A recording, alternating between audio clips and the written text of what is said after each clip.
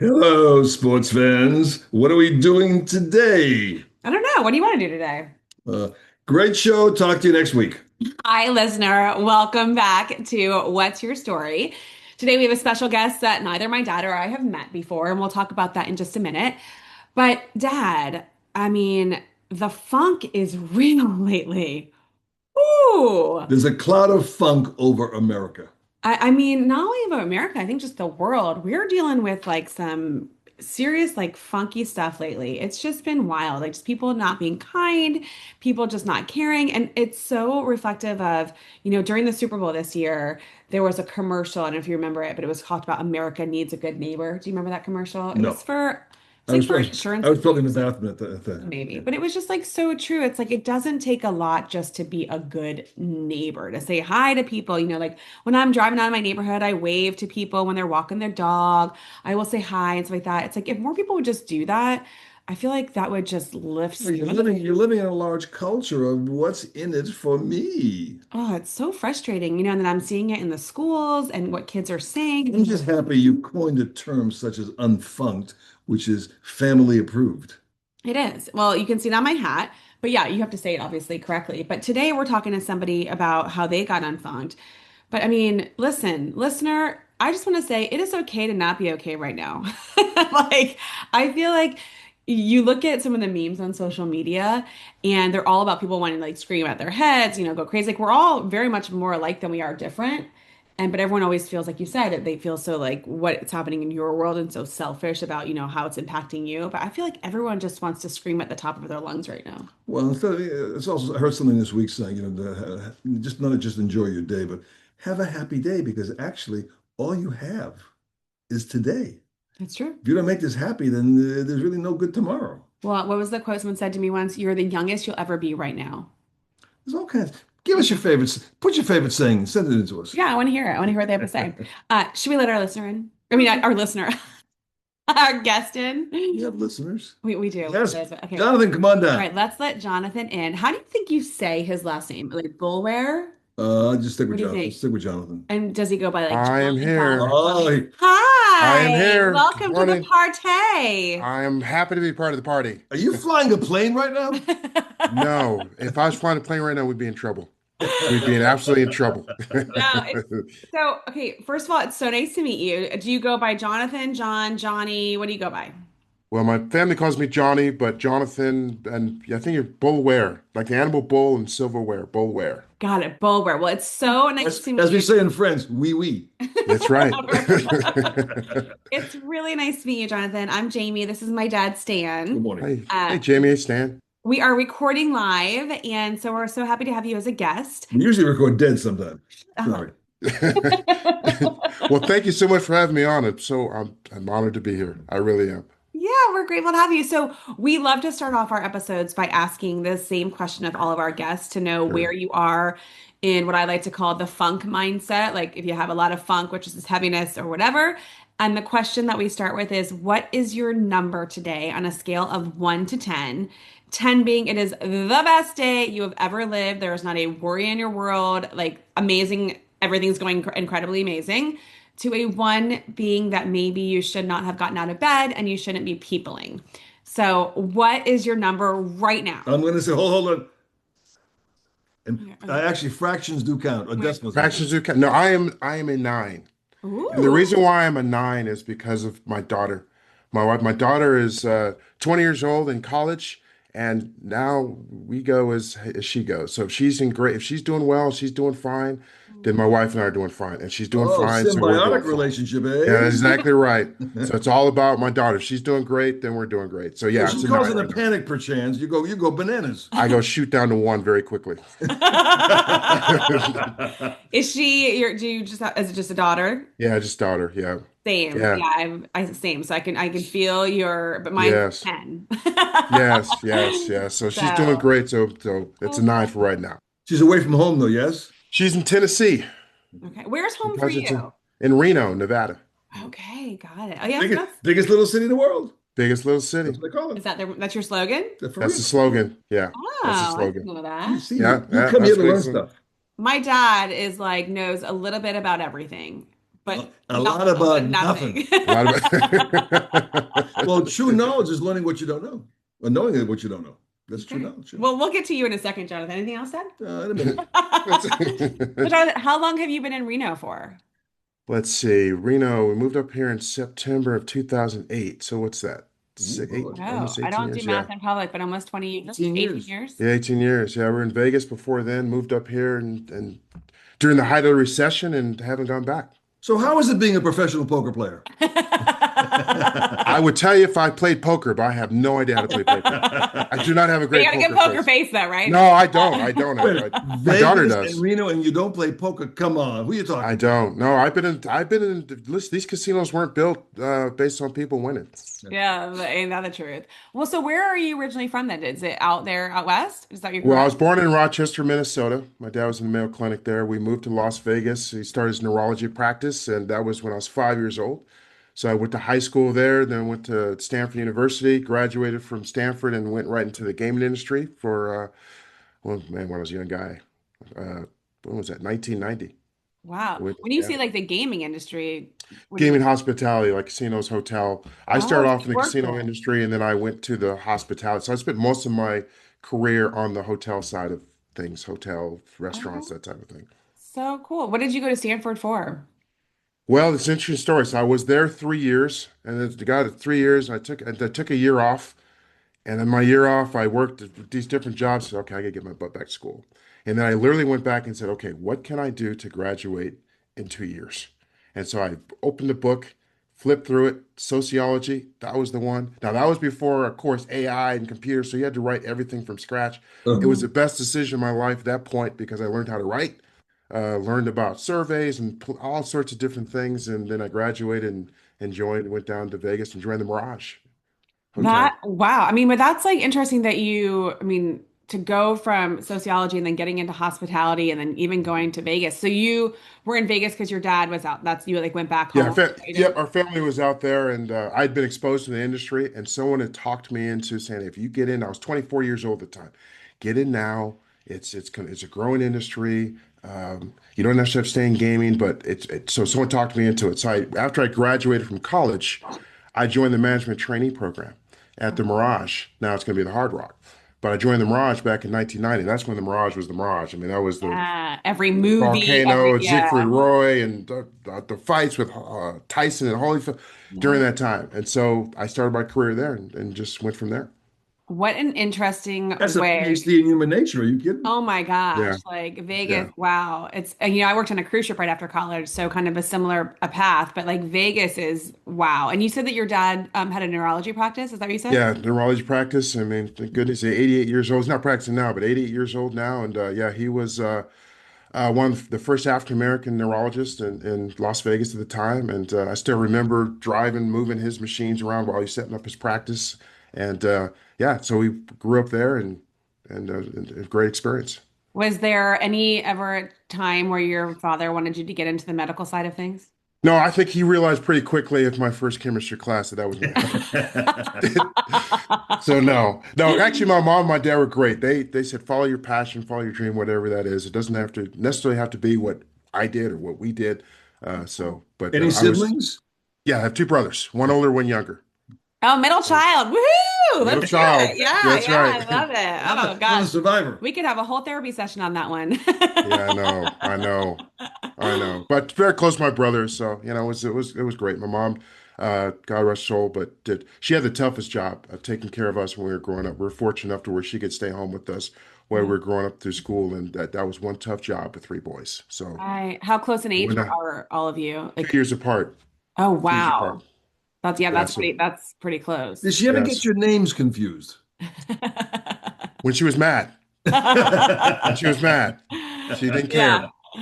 There's three girls in my family, and I remember like I was just telling the story yesterday to someone about how we'd leave our shoes in the house, and my dad would literally be like, "Whose shoes are these?" And he'd yell I have everyone's name, chosen them. and then he would yell my mom's name too, like, "Whose shoes are these?" So I can only imagine with three boys what would be left on the floor or whatever that Oh, I looks have to like. control myself. Oh, What three made you want to boys. go to? So you were in, you said Missouri? No, where? Hospitality. No, but you, Rochester. Where Yeah, was it? Yeah, so I was born in Rochester because my dad was at the Mayo Clinic there doing his residency, and then when he took when he left there and went to Las Vegas. That's when we moved to Vegas. So So I you were in high barely school, remember that. I was 5 years old at the time when we moved to Vegas. so you didn't really have a choice. So what made you want to go to Stanford? Like that's, I mean, that's a pretty, You know, it was interesting. So I got accepted into three schools at the time I applied. And then so I went to visit Cornell and Dartmouth. And then when I went to Stanford, when I got on the campus, it was just a natural fit Just between the felt good. campus and the programs. And it just, at that time, I just felt like it fit my Sure. personality. And yeah. it was a fantastic experience. The only thing I regret is going there at 18, because you know, at 18, you can't really appreciate it Sure. Yeah. until you get older. So when I took my year off, and then that was the best 2 years I had because I appreciated it a lot more.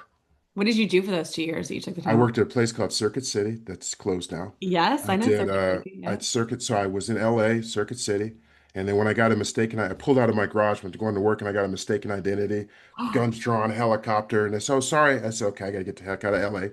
So I Wait, moved no, no, to. no, no. You cannot just skate over that. No, no, no, no, no, no, no, no. Hold on, pause. So you're going to work. I was going to work, Okay, what year was and this? Like in, this. Let me think. I went 90. I went to. Let me think. 84, then 88. Probably around 88 when I was because I graduated in 90. So probably around 88 and you're or in LA, 87. Los I Angeles. was in La Cienega. So I was in LA and we were in an apartment. I was in an apartment. I pulled out and then this police officer got right behind me, lights shining, helicopter there. Another car came up quickly, Whoa. came out, guns drawn. And then I got out and they said, "Oh, sorry, mistaken identity." And Shut so up. no, but that freaked me out. So I'm like, okay, that can happen anywhere, but I said I gotta get out of Los Angeles, LA. So I moved. I Okay, moved but back so up. like, I mean, do you get any like anything for that? Like that is an emotional How amount. I much know, how like, much was your I bail? got an apology. I Got mean, an that's more than most apology. people get, I suppose. But Yeah. wow, that must have been so It frightening. was, it was very scary because I hadn't, I mean, at the time, you know, I didn't know it was a mistake and I didn't. I was like, what the heck? I've been trying to think, what did I do? Did I say something? Did I racing through my brain? What the hell is this all about? And Oh my so, God. yeah, so And it could have that gone in was really a different ways. eye-opening experience. Absolutely. Well, So I then mean, I moved up north to a place called Foster City. It's right outside of San Francisco. okay. Worked for, I transferred up for Circuit City. Then I worked for UPS. So UPS, and that's Oh, where take my you, hat off. Take my hat off. He's got a well, FedEx hat that's on. okay. I was only there 30 days because that's when I was calling the boxes come down the conveyor belt and you put the boxes in the truck. That was more traumatic for me than the because now when I see UPS truck, I remember that job. But so I did that for 30 days and then I worked for a company called Super Shuttle in San Francisco. And that was driving people to the airport. That was long before GPS and how do I get Siri? How do I get here? You were reading Thomas Guide maps. I did that for a little bit and then I went back to school. Wow. How did your family feel about you taking the time off from school? Because I would imagine that academia was probably very important to your father. Just assuming it's a total assumption, maybe not. They wanted you to do it. They wanted you to do what you wanted to do. But like, how do you, you went to a very good university. Stanford's, it's not cheap, a good university, and take that time off. How did that impact that relationship? No, it was great because my brothers, I mean, I didn't get into Harvard. They went to Harvard. And so my dad, at the time, it was hard for us to afford three schools at one time. So we all actually took turns taking time off. So Mm. they Oh, took a year off, and so we all took turns in order to help us out financially so that we could afford to go to these schools. And then we worked, saved up money so we can contribute in the process. So, so that everyone was, it was well accepted because it was just part of the plan in With a order big, for us to get through. I'm going back. I graduated BU in 1970. Were there big student loans at that time? There was, Yeah, I did a lot of student loans at the time because, uh, just from the expense of my brothers being in school as well too. So I worked, saved up money, and then I did a lot of student loans so I had a lot of debt when I got out of college, but it was well worth it. yeah. And did either of your brothers get into the medical field, or they kind of all just? No, my older brother runs a software company, and my younger brother's a federal judge in Nevada. Oh, no way. So are you all back in Nevada area? My two brothers are Okay. in Las Vegas, and then I'm up in Reno. So my dad and my two brothers and their families are down in Vegas. I get down there a bunch to see them. What's the drive from Reno to Vegas? It's about 7 hours. ooh, Oh, baby. wow. Okay, that's it. Oh, 7 hours. okay, wow. Yeah, So, yeah. okay, so you graduate, you work at the Mirage. I imagine you experienced some of the craziest, wildest stories there. Yeah, I can tell you some stories. You know, Tell us Give us one. one. Tell Come us on. one. That's we love this. one of the things I was a casino host. Okay.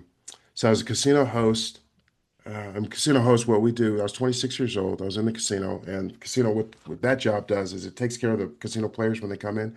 So they come in, you get your room, set them up for restaurants, shows, whatever they want to see. And so a lot of times when people come in, and part of being a casino host, you issue what's casino credit. Casino credit, where they play credit in the casino. So I had $100,000 limit where I could give somebody for credit. Oh, And so I remember, so a lot of the guys that come in for casino credit, it's mostly males that want casino credit, and they have egos, right? They'll have the egos, and they may have their girlfriends coming. So I remember this guy came to one time and said, "Jonathan, I want 100,000 in credit," and he's showing out for his girlfriend. So we look at I look at his credit and the line and all the information. There's no way he's gonna probably get like 15,000. So I pull him off to the side. I say, Stan, come off to the side here. Let me talk to you for a second. Wait for. I said, now look, I can make you seem like the big shot and say you got $100,000 to impress your girlfriend, and I'm only going to give you 15, or I can embarrass you and say, yeah, but you're only going to get 15. So don't give me a hard time. What a decision. I'll make you look like a big shot. and you're like So 24 at the I'm time. 26 years How old. old, Yeah. how old is So this dude? How old is this he's guy? probably in his 50s. Okay. Okay. So I could pull him off to the side and we do that. So I go back and said, yeah, Sam, 100,000. Yeah, great. Have a great time. You're a big shot. Play it up. Go down that road. And he just went off and took his little $15,000 in credit and acted like he was a big shot. So that's one of And the the, girl couldn't count. well, she wasn't there because you fill out a form. So she's off the side. There's no way she would know. Oh, got There's it. no way she would know. That is So that's one of the stories. So that's one of the stories. And as a host, I got a chance to meet a lot of the current movie stars now. I met Will Smith when he won't remember me now, but when he was long before he was a movie star, that's when he was still doing the Before you Fresh slapped Prince. anybody. when he was just Yeah, a that Fresh was Prince. long. That was a long He was time just before a that. Fresh Prince at the Just Fresh time. Yeah. Prince. Or when he was Yeah, even like just a rapper, like maybe like it's before rapper. Fresh Yeah. Prince. Yeah, yeah, It, I had a chance to meet a lot of different people, and they came through the Mirage. I bet. I used to love that show. I think it was called actually Las Vegas. It was with James Caan and It's called Molly. Vegas, I think. Yeah, Molly But Sims or whatever, and what's Josh the Hamill. Josh Duhamel. Oh yeah, yeah, yeah. Yeah, That's right. That's right. and that's Nothing like the real experience. This is the real experience. That's Vegas right. is such an interesting place. So how long did you hold that job for? Well, let's see. I did casino host for 4 years, and then I didn't want to be on the casino side of the business anymore. I wanted to be more on the hospitality side, so I got into the hotel operations, and from there I started doing hotel, and I haven't looked back since. So I was at the Mirage for 10 years, and then Steve Wynn, who ran it, sold it to MGM. So I joined MGM Resorts and went out to a place called Print Valley Resorts, which is three casinos on the state line between California and Nevada. So I was out there for 6 years as the vice president of hotel and food and beverage. And then I went to a place called Station Casinos, which is all in Las Vegas. Worked there for a while. And then the funny thing happened, never happened to me in the business. Um, Got an email from the chairman at the time or the CEO saying, "Hey, I'm leaving the company." And the reason why that was significant is because he's the one who hired me and several other people. So my current boss at the time said, "Hey, listen, you're not going to get fired. Don't worry about that. But the new person coming in, he's going to bring his own team." So that's what happened. So in April of 2008, they said, "Hey, Wow. they've let me go as far as other people." Now, the most significant part of that, April of 2008, was the height of the recession. Yeah, And so that's when it was yeah. hard to get a job. So I remember my wife's a school teacher.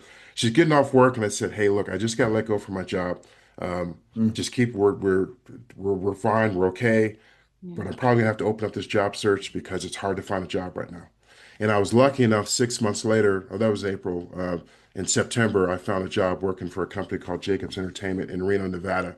And I moved up here and have been with them 17 years since. So that's how I got up to Reno. I never wanted to move to Reno because all my family was in Las Vegas. Yeah, But yeah. the recession drove that. And so we got a great opportunity up here. And then when my daughter started getting integrated into the schools and it was just a better fit for her personality. So Northern Nevada was just a fantastic experience. Has been. Wow. So that's how I How, got up in Reno. wow. How did you meet your wife? At the Mirage. So I was the casino host. She was behind the cage. And I'm 26 years old, right? I'm single. I'm like, okay, I'm ready to Siegfried and Roy and just ready to get my groove on. And Well, here you're she in comes. Vegas. Yeah, it's like the In place in Vegas. city. Yeah. And then here she comes. Here she comes, shaking a little booty in front of me. And bam, 26. I'm 26. She's 24. And here we are 30 some years later. So we met there. That was it. Love at first She sight. locked me up, and that was the end of it. She's still shaking? She's still shaking. She's still shaking. Locked me up, and that was it. That's so cute. I love that. when you're like Vegas is probably such a different lifestyle too for you to be able to stay so disciplined because it's such a party atmosphere, especially It working is. in hospitality, It working in is. casinos. How did you, and maybe you dabbled in that, but like how did you keep yourself level-headed to not go down the wrong path, and I had stay focused? two fantastic parents Good that parents. and it was my mom was absolutely fantastic in how she raised us. My dad was off doing his thing with neurology, and he was a great parent as well too. But we spent most of my time with my mom, and they just set a culture that this is just how it's going to be. And so we were raised in that culture, and my brothers were two fantastic brothers, and we held each other accountable. So that was easy for us to grow up and with all the temptation and all the things in Las Vegas. Just never really got sidetracked with that, just because of the strong family We got unit. Can't get my words together. Strong That's okay. family unit. Yeah. Yeah. So big difference. But that's 100% due to my family. Yeah, I mean, I know you probably realize how unique that is, right? Like to be able to Yes. have that, and especially with all boys, and just be able to have that support. It could have very much well gone down a different path for you at any point. It could have, yeah. And we were just very fortunate that my dad was a neurologist in the sense that he could afford for my mother to stay home with us when we grew up. And I think that made a big difference in and she was a strong woman and didn't take any mess off of us and really just kept us in line and that really influenced our lives to this day. To When you this look at day, I the think. social media problems today, I'm sure social media in Vegas is probably even to the nth degree. Yeah, we didn't obviously have those things when we grew up, right? We were Yeah. outside most of the time, no computers, no phones, no internet, any of that kind of stuff. Ah, the So, good life. so Yeah. we had to be outside playing. So now when I talk to my daughter, they're technology world and how it's a different way of raising them and teaching them and really just, hey, what you post is up there forever. So, and people go back years and years and years and dig up stuff. And so really just yeah, it's a lot different. I tell Well, my some of dad the now, I issues are said, Dad, your style would not work with these kids today. I'm telling you right now. your parents taught you lessons from what they knew in their culture. It was a continuation. Today, the kids are living in a different culture than their parents lived. So they're That's living right. in digital. So it's difficult to transpose. So let's fast forward today. What are you doing today? Well, today I do two things. One, I continue with my job with Jacobs Entertainment, but And what does that entail? Tell us a little bit about that. Like, what is it? well, I'm the vice president of Nevada operations. We have four properties, four casino hotels in northern Nevada. So I'm in charge of ththose properties. The general manager report to me. But I started my passion. My other passion is when my mother, I talked about my mother, she'd always struggled with her weight and struggled with obesity. And so in Who doesn't? December, well, yeah, in December of 2013, well, she had had congestive heart failure. So in 2013, she was on blood thinner. She got a wound in her leg, and so I remember my brothers and I were talking to her, saying, okay, when you recover from this, we're going to change her lifestyle. I was writing her motivational notes. And then in February, I think it was around February, she went into a rehabilitation center. And we thought still she would recover. So I'm writing these notes.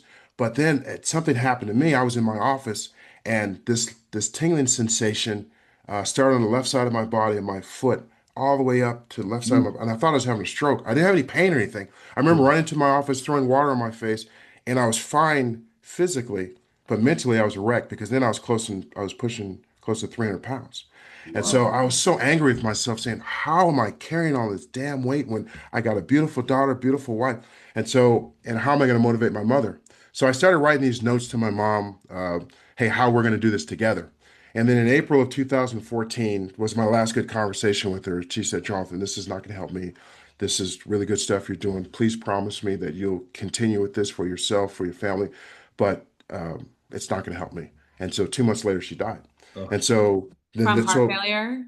no, from sepsis. She had a lot of medical problems.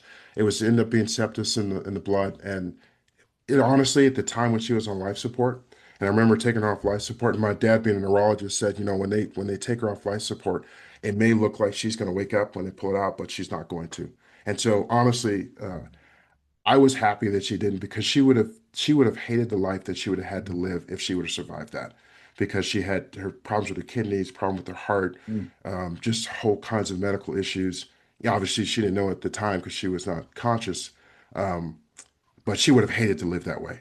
And so when they turned her off life support, she died about 3 hours later when my brothers and I were around her bed. And so at that point afterwards, I kept saying to myself, why is it that we can't change our lifestyle behavior, even though we know it won't save our lives? And from that moment, that's when that life changed for me, that I'm gonna really get focused on this and how do I solve it for me and solve it for my family. And that's what led to me to where I am today. So tell us more about that Yeah, yeah, journey. let's back to go back to that tingling sensation. That was just a one-time deal that went away, or Yeah, it was a one-time deal. Went away. I went to the doctor. They ran all kinds of tests, couldn't find anything. But that was in February 20th of 2014. So I had my wife take a picture of me. I said, okay, I want you to take a picture of me. And I saved this picture because this is not going to stand. I don't know how I'm going to do this. sure. So my wife, she's part of the problem. I blame her to be part of the problem because she took the picture and she goes, well, the camera adds 10 pounds. I said, yeah, but I said, yes, but it doesn't add 70 pounds. So you got to stop saying that. But no, so she took a lot of those pictures and so that's what started the journey of becoming a lifestyle change expert through all my certifications and studies and where I am today. So Did you it get was it from right? that moment. Did you get it right the first time? No, not at all. Yeah. So tell us a little bit about that. Like, so you make this decision, you lose your mom and you're like, okay, something's got to change. So Something's what got were to the change. first things that you started to do to change your lifestyle to get You your wear body? wear black clothes. You look thinner in black clothes. Yeah, that didn't work for me. There's always the side angle. The side angle doesn't lie, baby. The side angle doesn't lie. So the first thing I did was I took those notes and I turned that into a book called Take Control of Your Body Before It Takes Control of You. And that was in dedication to my mother. Never sold it, put it out there. I self-published it because she had made that comment of don't ever put yourself in a situation where you can't make decisions for yourself, where your body's winning the fight. So the next thing I did, so well, I need to understand about the body, about people's behavior, because really didn't know. I had this motivation, but I didn't know. So I became a certified personal trainer, certified health coach, level two master coach, and a behavior change specialist. All that in order to really understand behavior. Because what happens is you go to the doctor, and the doctor says, Jonathan, you got to lose weight. That's okay. I mean, everyone who goes to the doctor who's overweight knows that. But what they don't answer, and they'll give you something like, hey, Mediterranean diet or start doing these exercises. But the question that does get answered, and it's not their responsibility, is, well, when you walk out of the doctor's office, what do I do about when I feel overwhelmed, when I feel stressed? I have low self-esteem because I've tried this and I don't feel confident that I can do this. What about the stress in my life that gets me off track all the time? How do I deal with that? And that's where I focused my efforts on giving people a solution on when you leave the doctor's office and they tell you have to lose weight and you're like overwhelmed and you don't know what to do. How do you get from that point to the lifestyle that you want to have? And that's what I do, is I help people with that gap right there, because that's the reason why most people quit is because their habits or 50% of our behavior is driven by automatic habits. And when you face that adversity, you go right to what you know, right to what It's is like going to make you it's feel like someone comfortable. who's stressed saying, just relax. Okay, So That's right. what's step number one? Step number one. So there's 5 steps to change your lifestyle. Step number one is understanding that you have a problem to solve and acknowledging that you have a problem. And the reason, and that sounds so okay, obvious right? because a lot of people don't. I was included. Even when I was overweight, I was like, well, I'm okay because Sure. I didn't really have any health issues. So step number one is that you must have a sense of awareness that you have a problem to solve and then acknowledge it. Step number two is know exactly what the problem is, because you could focus on the wrong thing. And Mhm. so once you understand that you have a problem, what the problem is, the third step, and there's 5 steps in the beginning. The third step, which is probably one of the most important steps, is to know your why. And I'll tell you why that's important. But to know your why is more than just a goal. It is it's your deep-seated emotional reason as to why you want to change. And the reason why that is so important is because when adversity rises up and says, you can't do this, Jonathan, you can't do this. You've tried this many times. Why are you trying this? You know you're going to fail. That why is right there beating that back saying, this is the reason why I'm going to do it this time. It's your best friend. You read it over and over again. It keeps you strong when you have those moments of weakness. So the why, you spend a lot of time developing your why. And the last 2 steps is um, you have to be ready to take action, because if you're not ready to take action, you'll never solve your problem. And a lot of people will say, well, of course, but you'll talk to people today, they'll say, well, I don't really want to change. I'm good where I'm at. I don't really see the need. So you have to be ready to change. And the last of the 5 steps is you have to have some confidence that you can change. Not 100% confidence, because speaking from someone that went through this, it is hard to be 100% confident when you wake up in the morning and say, okay, I'm going to do this, because that can fade very quickly because of a lot of different reasons. Just leave the door cracked a little bit that you can do this, that you believe that you can do this. And then as you go along, I promise people that your confidence can grow, your self-esteem will grow, and that you'll gain momentum, and you'll just keep your confidence will eventually get much higher than what it is in your beginning. Well, But you you have to can't. have those 5 things in order to really expand your lifestyle. I think you need to build a support group also, don't you? You do, but the 5 is to build a foundation. My thing is, if you don't have those 5, if you don't have those Nothing 5 to else counts. start, nothing else will matter. Yeah, support group. Yeah. I always talk about having your countermeasures. When countermeasures are when that thing comes up in the mirror. For me, it was when I looked in the mirror and I said, God, man, how am I going to lose this weight? I hated the way I looked. You have to have a countermeasure that says, Sure. Jonathan, don't go there.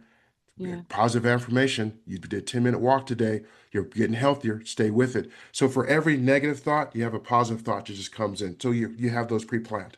So there's a lot of different steps, but those Sure. first 5 built the foundation. Well, You and you're have to talking have about those like, 5 to go. well, and it's like the balance of like your mindset has to be there before you start a new diet plan, where if you start whatever, because if it's not, you don't have anything to fall back on. It's just trying to throw a bunch of stuff, things, get it stick. I'm curious, you've got, so first of all, your full-time job, you're now coaching people, you like coach individuals on this framework that you have. Is that right? Well, I start coaching individually, but now I do more of group coaching where I Got take it. people Where'd you through. find the time to get all those certifications? It was done Yeah. after work or in the evening? I Was was it? after work, yeah. There's definitely after work. So I worked my job and then I would sit down at night and just study and read. Wow. And I was motivated. It was just something that was not, it wasn't work for me. This Yeah. was very personal for me. So it was very easy for me to find the time. What I did mean, you do to drop down from the 300 pounds? Like, what was your plan? Like, how did you do that for yourself? well, I get that question a lot, and the answer surprises people. The very first thing I did was forgive myself because I was so angry with myself for allowing myself to get in that situation. I was so angry. He said, "You had a beautiful daughter. Don't you care? Don't you?" And I would just beat myself up all the time, saying, "How did you let yourself get to this point? You had a great family. You went to Stanford. You had all these things, good career." And so I had to take a step back and forgive myself and show myself some self-compassion. And once I did that, I was able to um, love myself again in that way, then it was much easier for me to move forward. I love it. In today's world, we see, and hold on, before I ask that question, you're dealing with mostly people that want to lose weight, or are you doing with that they want to stop bad habits? Because it could go both ways, right? It could be like, someone who wants to stop drinking, someone who wants to stop doing, drugs, or are you only primarily working with people that need to lose weight and No, get, I work with people that really want to change their lifestyle. And sometimes it's not. I had a person, he was really thin, but he wanted to change his lifestyle because he was a male and he was embarrassed because he was so thin. And Mhm. he had in his head as a man that I should not be this thin. I should be more rounded out. I should look fuller, look more complete. So he struggled with that. And so he wanted to change his lifestyle. I focus a lot on, as a matter of fact, I tell people, we're not going to make weight your goal. Your goal should never be, if you want long-term change, your goal should never be, I want to lose 20 pounds. And the reason why that is number one is you have no control over whether your body's going to lose 20 pounds anyway. And secondly, the things that you have to do in order to lose 20 pounds to do it that quickly are probably not sustainable. And so you want to build something that from the inside out to where it's the way you live your life. It's not focused on a goal. It's just who you are as a person. That's Mhm. it. You don't have to worry about motivation or I'm going to lose this weight or the stressors in your life because this is the way you live your life.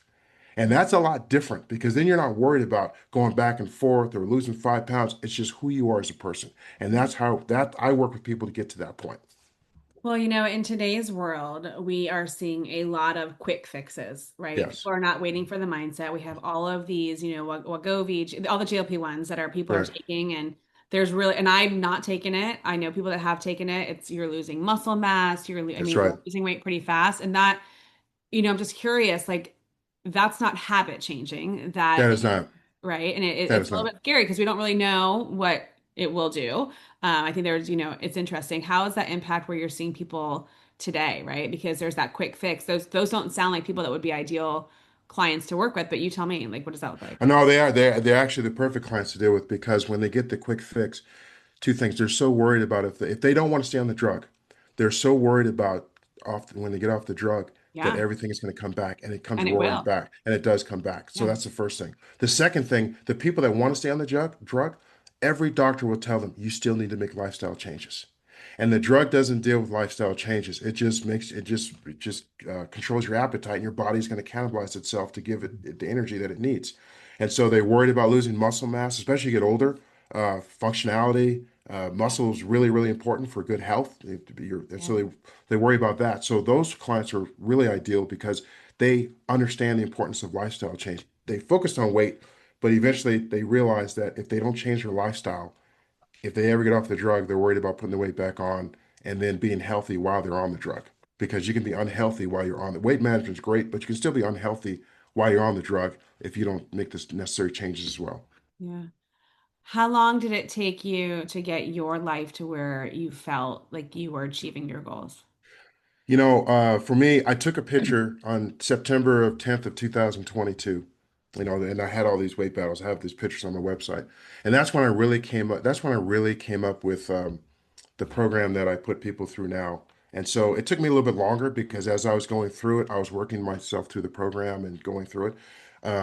So now in 2026, I'm almost to where I want to be. And the reason why I say this is because I'm gonna run a duathlon in Paris, California on April 12th. And so that's going to be duathlons. What are the two what is it? Swimming and 3 mile running? run. No, no swimming. See, I don't do swimming because if I get tired, I can at least walk or get off the bike. So it's swimming. I'm scared to swim. I'm the chicken when it comes to that. Okay. But it's a 3 mile run, 24-mile bike ride, and a 6 mile run.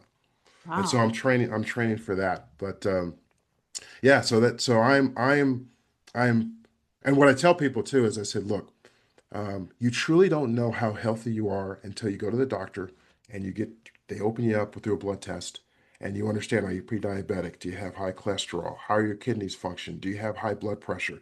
You don't know how healthy you are until you get your lab. So part of my programs, you have to go get your lab work so that you understand where you are today in your body. So do you have heart disease or do you, how is your heart function? All these different things to know about how healthy you are on the inside.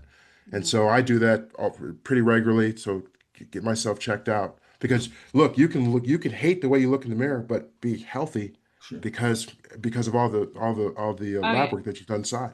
Yeah. Well, I think that's the thing is people you can't judge a book by its cover. Like you can see someone who is like super thin and fit and they die of a heart attack and heart disease. That's Like, exactly right because they got heart disease or high cholesterol, whatever the case may be. right. So Yeah. that's really important, and we go from there. So yeah, so now I'm probably the healthiest I've ever been in my life. I feel great, and every time I go to the doctor, get a You're clean aging bill of health. backwards. You're What's aging that? backwards, huh? Well, yeah, at least in my mind.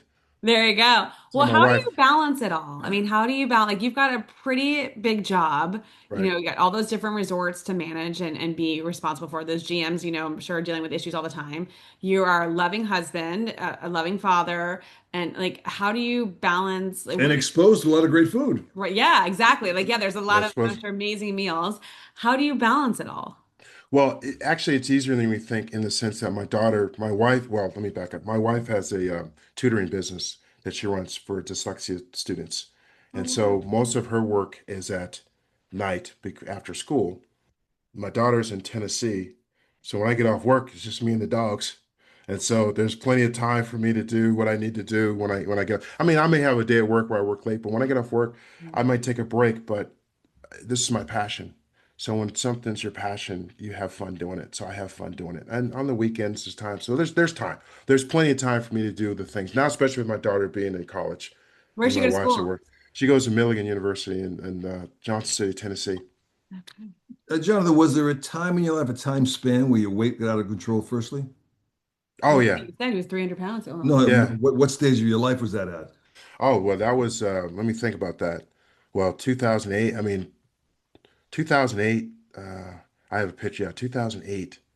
is that when you was trying to find a job and trying to figure your life out? No, 2008, I was, yes, I was, I'm trying to think, in June, yeah, as a matter of fact, in June, I was in train, I didn't have a job then. And I remember I have a picture of me in Laguna Beach with my dad. My dad's 70 years old and looks fantastic, and I'm the guy, that doesn't look fantastic.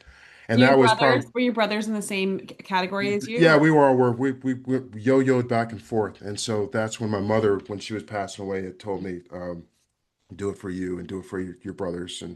and friends and family. So I can remember back as far as 2008, just doing the yo-yo back and forth. And when my mother passed away in 14, that's when I said, okay, I need to answer that. I can't keep doing this.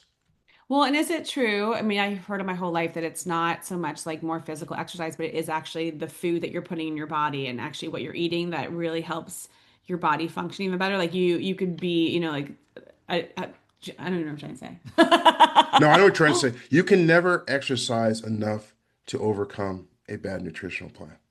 I mean, if you There you go. think about That's the what I was trying to nutritional plan, say. yeah. So if your nutrition is not um, spot on, and that maybe not every day, but if you cannot exercise enough to do the damage that not just from a weight standpoint, but if you're not giving your body the nutrients that it needs to do to Yeah. keep you healthy, then even when you're on weight loss drugs, if you're not providing your body with the proper nutrients to do what it needs to do to keep you healthy and keep you alive, eventually it's going to catch up to you. And Yeah. so, yeah, so exercise is great because it's more than just about losing weight. There's so many research that shows all the health benefits from exercising. But if you put in your body bad stuff, it just counteracts and you can't overcome it with exercise. How about So you go, calories in versus calories out? Like you keep it on a 1,200 calories per day?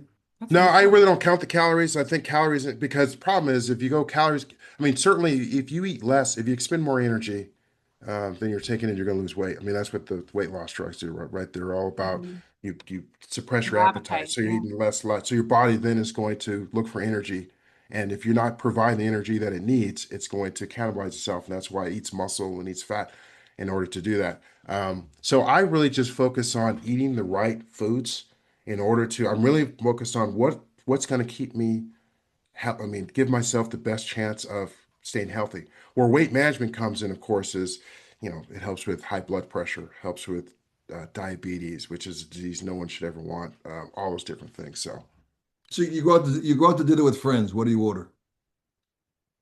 if I Don't go out get to me dinner cooked with, if I go out, yet. it depends. If I go out to dinner with friends, I'll eat whatever I want to eat. I mean, I don't really try to put that on myself because remember, I teach people once you become the person you want to become, you don't worry about, oh my God, I'm going to have a bad ribeye, 16-ounce Relapse, ribeye sure. steak. You're And not hungry. you're not worried about that because you're going to enjoy that at the time because you know you live your life in a healthy way. And living your life in a healthy way doesn't mean that every meal is healthy, that everything you drink is healthy. It just means that most of the time you're treating your body the way it should be treated. But you're going to go out in the Super Bowl party and have a hot dog, wherever the case may be, and as long as it's in moderation, because you're living your life that way. It's not hard Yeah. because it's not willpower. It's just who you are as a person. And Yeah. that's really what I take 3 months to get people from where they are now to that point. Did you increase your physical activity dramatically? Oh, absolutely. And that not because again, it wasn't about losing weight. It's just I Sure. can't think of one person when they go on a walk and they exercise, they feel fantastic afterwards. It's just getting to that point. Your endorphins. Yeah. Yeah, Yeah. endorphins, you feel great. And there's so many things that it helps beyond weight, Yeah. anxiety, Oh my gosh. brain Move your health, body. Yeah. I just high have a blood neighbor. pressure. I have a neighbor who walks 4 miles every day and he wears the 30-pound weighted vest or whatever he's walking around. He's pretty fit already. And I saw him the other day.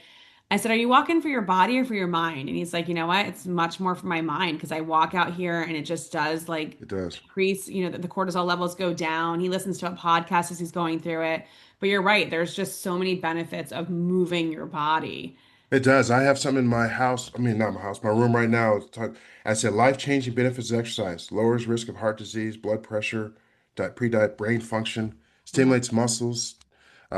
What was that? To make hormones that reduce chronic inflammation. So I have it right here in front of me. So just to remind myself, it's not just about how you look. I'm past the point of worrying about that. My wife, 30 years, I'm like, hey, it is what it is. Hey, you But got to keep it alive that's forever, right. okay? That's right. That's right. But it's more about those things than it is about physical appearance. Should Plus, Because some with her, you've got 10 pounds to work with because she's always going to be that's like, oh, right. the camera puts on 10 more pounds. I know that's right. I said, are we still good with that? Are we still good? I said, okay, we're good. but I would think it's pretty common for people to set a weight goal for themselves, no? It is. It's very common. I really try to discourage that from people because what can happen is you set a weight goal, you work out, you do You all this don't get working it. out, you step on the Self-defeating. scale, and you've gained 4 pounds. You're like, oh my God, and you just want to quit. And so, just really not focus on that because good things are happening inside your body that are not reflected on the scale. Can I diplomatically ask at this point in your journey, you used to be 300, what are you today? I'm 237, How tall are you? and I want to get to, I'm 6'3", and I want to Oh, get big. to, I mean, you I can want tell, like, listener, if you're watching on YouTube, you can tell this, well, you look fit. Like, you can see, like, muscle. You can see, I mean, he's not dressed. You're dressed. For those that are to. listening and not watching. So based upon those stats, I'm just short for my weight. Yeah, but you look, you look fine. You look good. But it's funny because like especially, for women as we get older and we go through different hormone changes, it's hard to maintain your weight. Your body is doing all these different changes, but you're right, it does fall back to lifestyle and how and mindset is 100% of whether you can do it or if you can't do it. And I love that you focus on that first of getting It is. somebody on The focusing on their why. one of the first exercises we do is I ask people, okay, you've tried to lose weight, right? I focus on weight in the beginning. You've tried to take control of your health. What are the reasons why you haven't? Yeah. And so say, well, because I'm stressed, I don't have time, I don't believe I can. I've tried. They list all these reasons. None of them have anything to do with exercise. So I say, okay, look at all these reasons. We're gonna attack these first, because if long before you are successful in a nutrition exercise plan, you've got to deal with these things that are on this list. And Yeah. if you're stressed, if you have a lot of stress in your life, it's not that you're going to get rid of the stress necessarily, but we're going to change how you respond to the stress. It's a longer term play to become a less stressful person. It's a Yeah. shorter term play to say, well, instead of doing this when I get stressed, I'm going to do this. And that's what I work on. What's your response? You still get the same reward, Yeah. but we're going to change your response. So instead of going to eat, we're going to go on a walk, and you'd be surprised on getting the same reward of being relaxed, or whatever the reward is for that. So I focus on the response. But, Amazing. but to your point, Jamie, it's about the mind, Yeah. 100%. So you're like a therapist, basically. But not a licensed therapist, not a licensed therapist, but No, but I mean, like that is, it's interesting because I think the model of therapy has changed over the years as well, too, right? I think people look for those coaches that can give them sometimes just think it's just a different model of therapy. Maybe you don't have a license for that, but it really is like giving it someone to is. talk to It and is. getting them on the right track. And that's just so important. And there different things work for different people. It And is. I feel like, I have a book and one of my chapters is let's normalize asking for help because we don't ask for help Great anymore. point. Great point. And Yes. so, people reaching out to you, it's like that's the great first step, right? Like you said, your first step is acknowledging that there is a problem. Mhm. That to me is like acknowledging that you need to get help somewhere. And I That's love that right. you're helping people not only just say, only eat 1,200 calories because it doesn't work. That's not a healthy way to do it. You're not It's saying, not. yeah, but you're saying let's look at the whole holistic picture of like what you want to be and why you want to do it. Maybe they have a parent who died of obesity, or maybe they have small children they want to live for, or just maybe whatever it is, everyone's reason's different. I love that It you is help them different. find that first. Yeah, thank Love you. And the that. other thing is I teach people how to have fun on the journey, because you Oh, don't yeah. want to you don't want to make it this, oh my God, I gotta lose 40 pounds and I'm never Yeah. gonna get there. Have fun. If you have fun on the journey, then you don't think about those things. So we have a whole Right. exercise, and I show people, and take it from somebody who's dealt with obesity. You can have fun, and you can enjoy it, and you can look forward to it. To whom did you donate your old clothes? Random question. Have I you don't know kept where those them? clothes are. Have you What's kept that? them? You No, can't keep them. I didn't keep them. No, I didn't keep them. Donated them, but some soul out there who, you Yeah. know, needs those size pants. So what is it, like now you've got this, you're still have your full-time job and then you're doing this as well too. Like what's next for you? I mean, it sounds like this is your calling. It sounds like you had a great career. You've done some different things, amazing stuff, but it sounds like this path is bringing out the passion and your calling in you. It is. I sweat when I talk about this because I get so passionate about it. It gets my Hey, opens my birds of a pores up. feather. I feel Opens you. my pores up.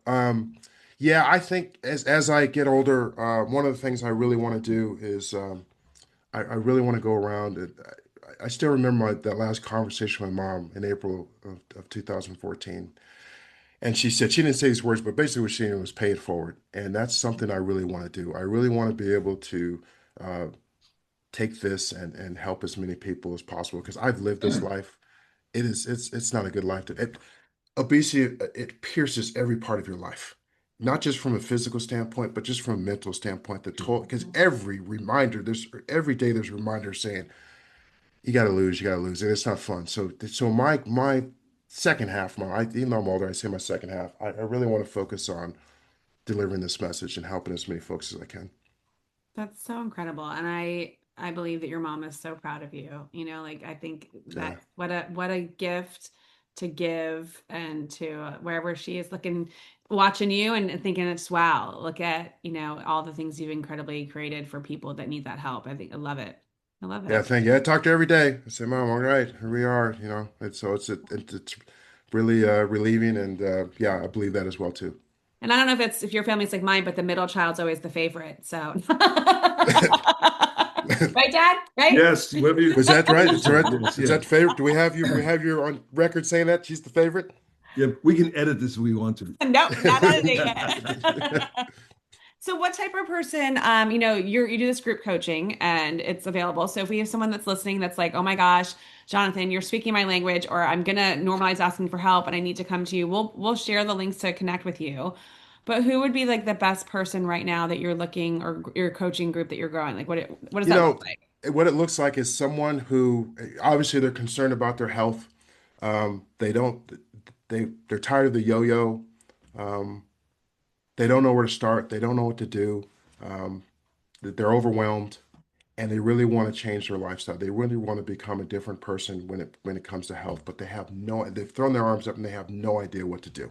They know that, hey, I need to eat right, I need to lose weight, or even if you're on a weight loss drug and you're worried about putting the weight on, anyone that wants to change their life 100% focused on their health, then I take that person, would start where they are now, which is really important to start where you are now.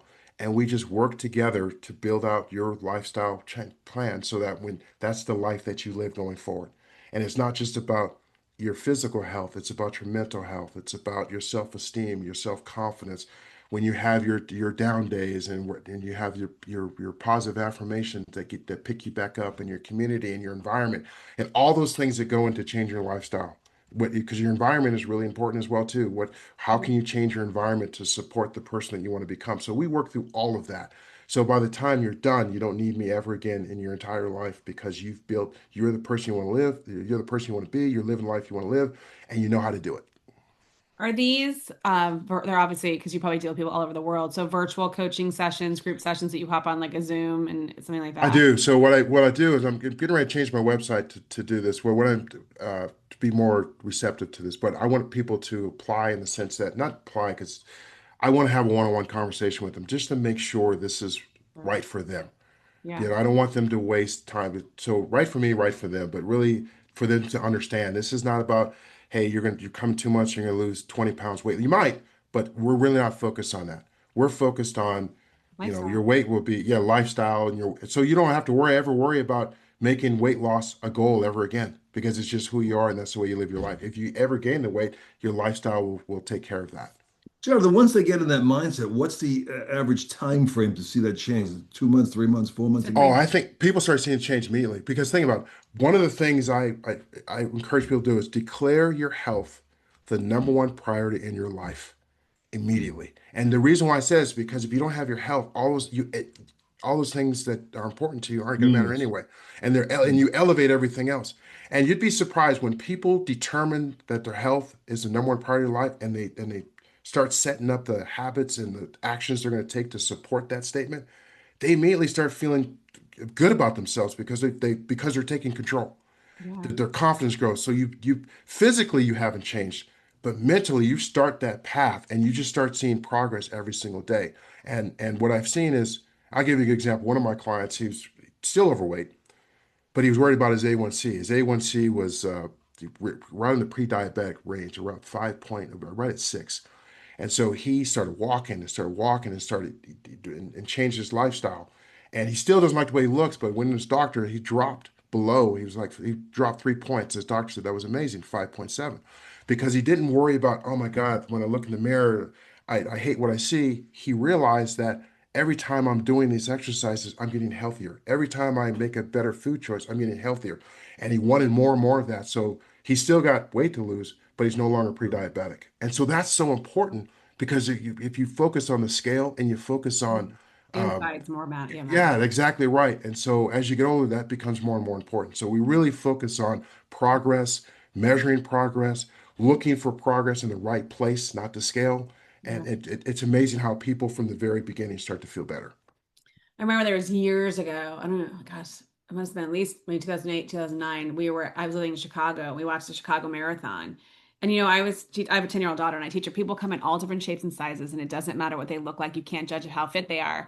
And I remember there was two people running. There was, one person was struggling, one person was like killing it. And it was not people you would have thought the way that their body looks, right? Because Right. like Yeah, the way you treat your body and how inside and how healthy you are, it's just so true. The insides matter way more sometimes they than what your do. outside's doing. And They some your do. outside will catch up eventually, but like you got to get the inner workings, your brain and That's everything right. else working together. So, That's right. well, That's exactly right. I think your story is so cool of like where you started and your experience is totally all over the place, and that yet it comes back to fundamentally working with people and helping people and being a servant leader, as I would like to say, is that you're there to Hmm. serve others and help them be even better with themselves. I love it. I think it's awesome. Thank Yeah, you for that's sharing all. it. I'll Yeah. thank you for having me, and thank you. It's all. I thank my mom. My mom is really the catalyst for this because maybe I would have done this or not, but just seeing her struggle and having that conversation with her just it changed my life. So What I was your always thank mom's her. name? Rosie, Rosie, Rosie. Rosie Boulware. All right, Rosie, we thank you. Yeah. Thank you for giving us Jonathan. Thank you for I'm giving not me this. finished. I'm not finished. Should we find ourselves in your geographic area, Read it. what's your credit limit? I'll pull you off to the side and we'll have that conversation. Everybody pulls me I'm off to the side. We'll pull you off to the side. So he's like obsessed with UFOs, and I really thought you were going to ask something like that because isn't Nevada like known? Isn't Area 51 out in Nevada? There's a lot when you drive from Las Vegas to Reno, there are Yeah. a lot of areas that look like Area 51. There's even a store that has Area 51 that's a retail store you can go into. So there are spaces. I look out there, I'm driving like, what is that? And they have big signs that say do not enter. So I'm assuming that. So Have you ever had a personal UFO experience? I've never had a personal UFO experience. My wife says she's seen a ghost a few times. I don't know if that counts. Hmm. Oh, in your house? No, that's what she it was in her old house where she grew up. She needs to be a guest. We want to talk to her. Get her Yeah, on. dog, she'll tell you all about that story. But no, I personally have Well, not had experience with a UFO, but my wife, that's the closest we've come, well, that she's come, if you count unidentified, that. not flying object, just unidentified UAP, object. UAP, Yeah. What is that? It's AP. identified Have area. you? Stan, have you Yes, seen one? yes. I was walking to get a haircut one day. I used to walk every place, when you're kids, and I saw something above me, and I said, "What is that?" It's something I couldn't find what it was, and I got a little scared. I kept walking, kept looking up on the way to the barber shop, kept looking up. Man, I better just keep walking. It kind of followed me to the shop. I went inside, got my haircut, came out, it was not there. So to this day, I have no idea Wow. what it was. This is way At pre-drone least he era. can pull his face off. Hang on. Wow. I mean, I've always thought he's out of this world as a father, but maybe you really are out of this world. If I walked a little further, I may have gotten probed. Well, and was that the only UFO you saw? That was it. Yes. Wow. I have had ghost experiences, but not UFOs. Yeah.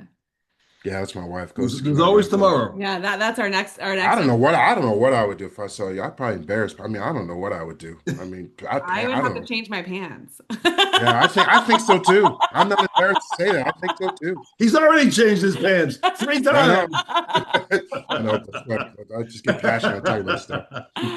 Thank you so Nice much meeting you. for being Hey, our thank guest. you. It's such a pleasure to meet you. If we were ever out in Reno, we will definitely look you up and come and say hello. I And was if gonna you're ever say in that. Florida, Yeah. Have you ever? I was gonna ask where you are in Florida. Okay. And yeah, if you ever make it out to Reno, Nevada, my home's your home. yeah, we got it. That's for all of our listeners, right? I'm just Yes. kidding. Yes, of course. Look Open me up. invite. Thank you, Jonathan. It's so nice A meeting pleasure. you. You as well. Thank All you for right. having me on. I Thanks, really man. enjoyed this. Thank you Of so much. course. See you. Thanks. Love. Take Bye. care. Bye. Bye. Oh my goodness, so cool. I'm trying to see.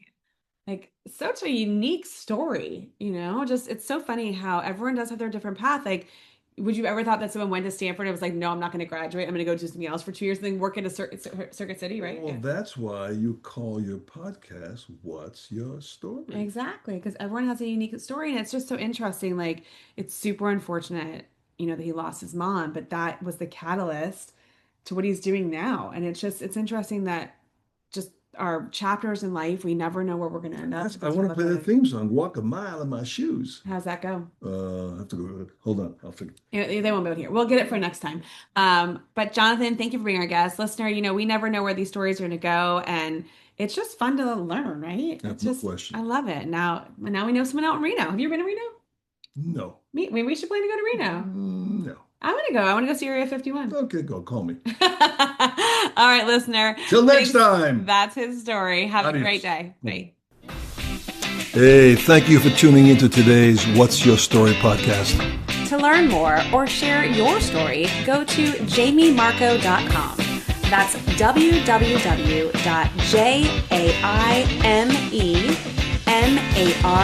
www.jamiemarco.com. And we will see you next time.